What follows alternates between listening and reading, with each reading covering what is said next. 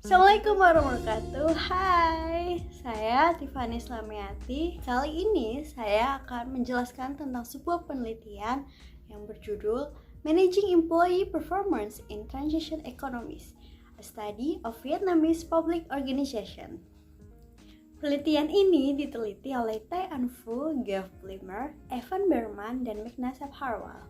Penelitian ini dipublikasi di Public Administration and Development tahun 2019, volume 39, halaman 89-103.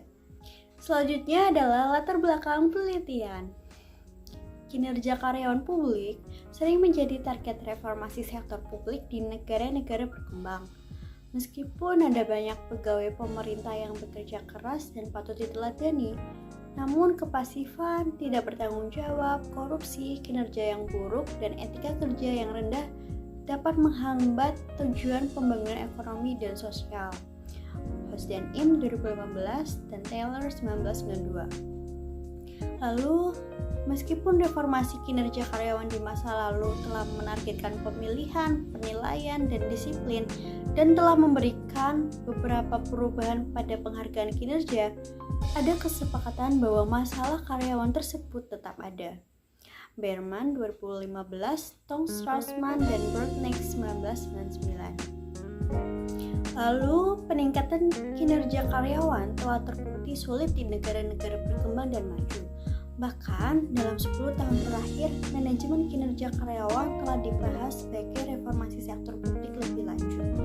Manajemen kinerja karyawan menggambarkan reformasi yang beraneka ragam dan berbeda tingkat. Manajemen kinerja karyawan digunakan untuk mendukung beragam tujuan reformasi organisasi, seperti peningkatan layanan, peningkatan efisiensi, peningkatan transparansi, dan peningkatan kapasitas organisasi seperti inovasi. Penelitian Phu dan kawan-kawan ini bertujuan untuk meneliti praktik manajemen kinerja karyawan dalam pengaturan transisi. Secara khusus, hal ini membahas dua pertanyaan penelitian. Yang pertama, bagaimana berbagai jenis manajemen kinerja karyawan terkait dengan sikap karyawan dan kinerja organisasi. Dan yang kedua, bagaimana faktor-faktor kontekstual mempengaruhi penggunaan manajemen kinerja karyawan. Selanjutnya adalah kajian literatur. Kajian literatur manajemen kinerja karyawan didefinisikan sebagai proses penetapan tujuan, evaluasi, umpan balik, dan pemberian konsekuensi yang berkelanjutan. Shaw and Lee 2011. Kegiatan-kegiatan ini bertujuan untuk mempengaruhi perilaku dan kinerja karyawan dengan tujuan meningkatkan kinerja organisasi. Aguinis 2009. Meskipun manajemen kinerja karyawan dapat mencakup berbagai praktik sumber daya manusia, penelitian ini berfokus pada 5 praktik yang merupakan inti manajemen kinerja karyawan dan didiskusikan oleh banyak peneliti. Yang pertama, ada goal-based appraisal atau penilaian berbasis tujuan. Didefinisikan sebagai tujuan yang ditetapkan pada awal periode penilaian. Penelitian oleh Vallas 1999. Praktik-praktiknya seperti menyelaraskan kontribusi individu dengan tujuan organisasi. Dan yang kedua ada feedback atau umpan balik. Proses umpan balik menjelaskan kontribusi untuk tujuan organisasi dan tujuan yang lebih luas, mendukung kinerja tugas, memotivasi kinerja yang baik, dan membantu meningkatkan kinerja yang buruk. Sumbrick 1993. Praktiknya memotivasi, mengarahkan, dan memerintahkan karyawan. Yang ketiga ada rewards for good performance atau penggunaan penghargaan untuk kinerja yang baik. Didukung oleh sejumlah teori seperti ekspektasi, keadilan, dan penguatan. Teori-teori ini fokus pada keinginan dan pencapaian hadiah, perbandingan dengan yang lain untuk memperkirakan kewajaran rasio upaya atau imbalan, dan kontingensi antara prestasi dan hadiah. Praktiknya yaitu mengarahkan dan memotivasi karyawan untuk mencapai tujuan individu dan organisasi. Yang keempat, ada dealing with poor performers atau menangani karyawan yang berkinerja buruk. Praktiknya yaitu menghapus sumber ketidakadilan, mengubah perilaku yang tidak diinginkan, meningkatkan kehadiran, dan menghilangkan hambatan untuk pencapaian. Dan yang terakhir ada encouraging employee participation atau mendorong partisipasi karyawan.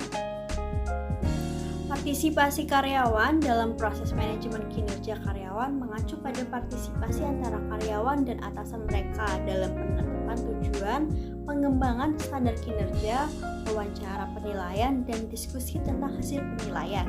Roberts 2003. Selanjutnya adalah hipotesis dan pengembangan. Secara khusus, manajemen kinerja karyawan dapat meningkatkan motivasi karena partisipasi karyawan dan penilaian berbasis tujuan, yang mana ketika dikombinasikan dengan penghargaan positif, umpan balik yang konstruktif, dan menangani karyawan yang berkinerja buruk lainnya dapat meningkatkan kepuasan kerja dan komitmen organisasi. Dan pada gilirannya, karyawan yang termotivasi dan berkomitmen dapat meningkatkan kinerja organisasi. Dari penjelasan tersebut, hipotesis peneliti yang pertama yaitu manajemen kinerja karyawan dikaitkan dengan peningkatan persepsi motivasi karyawan sebagai H1A, komitmen organisasi H1B, kepuasan kerja H1C, dan kinerja organisasi H1D. Selanjutnya, untuk hipotesis yang kedua, penjelasannya yaitu eksekutif yang bertanggung jawab lebih cenderung menetapkan tujuan yang jelas, memantau kinerja, memberikan umpan balik yang konstruktif, dan menggunakan hadiah dan sanksi untuk bawahan mereka.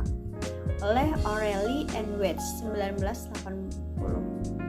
Lalu, para pemimpin kewirausahaan akan menemukan manajemen kinerja karyawan sebagai alat yang efektif untuk menggerakkan upaya karyawan menuju kinerja organisasi dan inisiatif informasi lainnya. Penelitian dalam bidang pendidikan dan kesehatan menunjukkan bahwa lembaga yang memiliki otonomi cenderung menerapkan kebijakan human research yang lebih mendukung kinerja organisasi, komitmen staf, dan kebutuhan pelanggan. Oleh Shenwong 2008. Kompetensi Master HRM secara profesional mempengaruhi seberapa baik sistem tenaga kerja yang dikembangkan. Oleh Roberts and Pavlak 1996. Oleh karena itu, peneliti menghipotesis hipotesis yang kedua yaitu akuntabilitas agensi H2A, kepemimpinan kewirausahaan H2B, otonomi SDM H2C, dan kompetensi SDM H2D meningkatkan praktik manajemen kinerja karyawan. Next ada metodologi penelitian. Penelitian ini terdiri dari peserta dari 29 organisasi publik atau departemen. Alasan pemilihan sampel ini karena relatif sedikit organisasi yang telah bereksperimen dan mengembangkan manajemen kinerja karyawan yang canggih.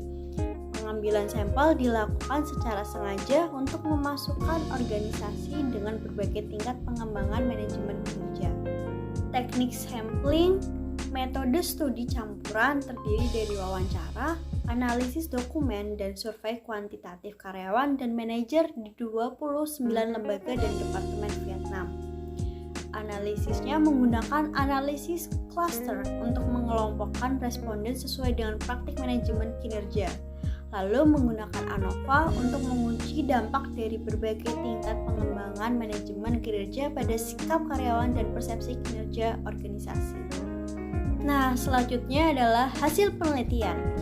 Tabel 5 menunjukkan bahwa klaster berbeda secara signifikan dalam ukuran hasil motivasi kerja, komitmen organisasi, kepuasan kerja, dan kinerja organisasi. Karyawan di organisasi lamban melaporkan respon yang lebih rendah daripada karyawan di organisasi transisi dan lanjutan. Berdasarkan tabel 5, hipotesis 1A hingga 1D diterima. Hasil juga memberikan bukti faktor yang mempengaruhi sistem manajemen kinerja karyawan, hipotesis 2A sampai 2D. Tabel 7 menunjukkan akuntabilitas eksekutif, otonomi SDM, dan kepemimpinan kewirausahaan secara signifikan memprediksi perbedaan di seluruh klaster. Karenanya dikaitkan dengan penggunaan manajemen kinerja karyawan. Kesimpulan studi ini menguji kombinasi praktik manajemen kinerja inti, yaitu penilaian berbasis tujuan, umpan balik, partisipasi, dan penyediaan konsekuensi. Ada 3 temuan studi utama. Yang pertama, sistem manajemen kinerja karyawan yang dirancang dan diterapkan secara luas dikaitkan dengan peningkatan pengalaman kerja dan persepsi kinerja organisasi dalam populasi penelitian. Yang kedua, temuan ini juga menunjukkan bahwa agar sistem manajemen kinerja karyawan memiliki efek seperti itu, kelima praktik tersebut harus diimplementasikan pada tingkat yang kuat. Dan yang ketiga, hasil juga menunjukkan pentingnya kepemimpinan eksekutif kewirausahaan, akuntabilitas eksekutif, dan otonomi SDM dalam melaksanakan reformasi.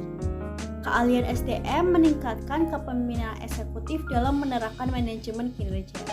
Selanjutnya, ada saran dan keterbatasan dari penelitian ini. Yang pertama, manajemen kinerja karyawan harus berjalan seiring dengan kinerja organisasi yang diukur dengan indikator kinerja utama. Dan kepala eksekutif harus bertanggung jawab atas kinerja organisasi. Yang kedua, otonomi, termasuk SDM, merupakan prasyarat untuk sistem manajemen kinerja yang efektif. Jika kepala eksekutif tidak memiliki kemampuan untuk memberi penghargaan kepada orang-orang yang berkinerja baik dan berurusan secara efektif dengan orang-orang yang berkinerja buruk, maka sistem itu tidak akan efektif. Ketiga, proses reformasi membutuhkan orang-orang yang berkomitmen dan mampu mengejar inovasi, mengembangkan dan memupuk kepemimpinan kewirausahaan tidak boleh diremehkan.